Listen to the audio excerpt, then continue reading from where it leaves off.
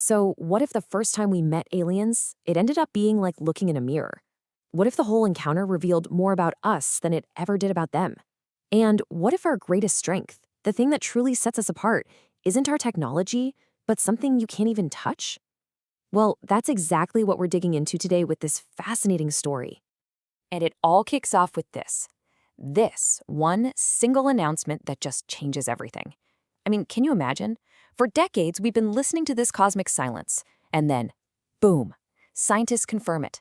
They are there. We are not alone. There's an intelligent species on an exoplanet right next door in the Proxima Centauri system.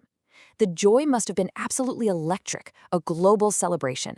In that single moment, humanity's entire perspective on the universe just shifts. So, once we know they're out there, just listening isn't enough anymore, right? The next big, bold ambition is to actually make contact. It's time to reach out. And just like that, the race is on to launch humanity's very first interstellar mission. And things move, wow, they move incredibly fast. A mission codenamed Visit PCK is put together and launched with a speed nobody thought was possible. And who's piloting this historic solo flight? A brilliant 20-year-old named Kiri. After a journey that takes about 6 months in Earth time, she nails the landing on the alien world Proxima Centauri K. So Kiri steps out onto the alien soil. And the first thing that hits her is the silence. It's eerie. The landscape is dotted with these strange pyramid-like mountains. And then a vehicle just glides into view, and she has it. Her first absolutely breathtaking encounter with an inhabitant of this world. And there's this weird consistency to everything. I mean, everything is a cone. The alien's body, its head, its hands, even its eyes and teeth are conical. The vehicle it showed up in? A cone. Those mountains in the distance? Yep, cones. It's like their entire world is built on this one geometric principle that's just so foreign to us. So, what's Kiri's first move? Well, she does what we'd all hope someone would do. She goes for a peaceful introduction. No grand speech, no posturing, she just offers her name. A simple gesture of goodwill sent across the stars. And the creature's response is, well, it's perfect. A little too perfect. It mimics her words, her tone, her gestures flawlessly. Now, that's an incredible display of learning, for sure. But then it dawns on Curie. That's all it is. Mimicry. The creature can repeat what she does, but the real question is, does it actually understand? And that initial wonder of first contact, that big wow moment, it feeds pretty quickly. It's replaced by a revelation that's frankly chilling. And the reason this advanced planet seems so empty, turns out it has everything to do with Earth. Yeah, that's the central mystery right from the get-go. Where is everybody? Curie's looking around these incredible advanced cities, but the whole world is a ghost town. The being she's talking to is one of only a handful who stayed behind. Why would an entire civilization just abandon their home? The answer is a real gut punch. See, they didn't just discover humanity. They've been watching us for centuries. And what they've seen has absolutely terrified them. They abandoned their home planet because of us. So the Proximian explains the whole thing.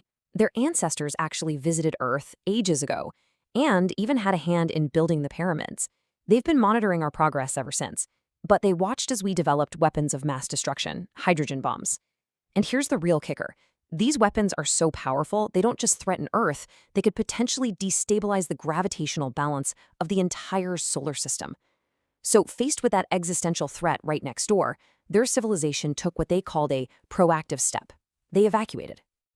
But just as Curie is trying to process this devastating critique of humanity, the conversation takes a hard left turn, and it reveals this profound, completely unexpected difference between our two species.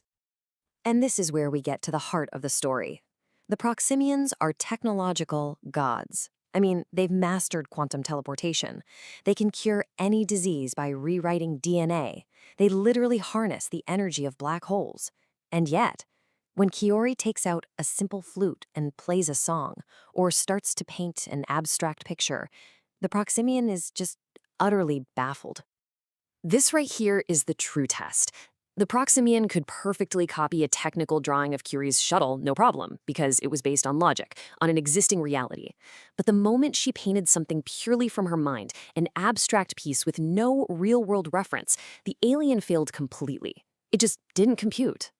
So how do you even explain something like imagination to an intelligence that has zero concept of it? Curie describes it not as just making things up, but as this deep, complex power.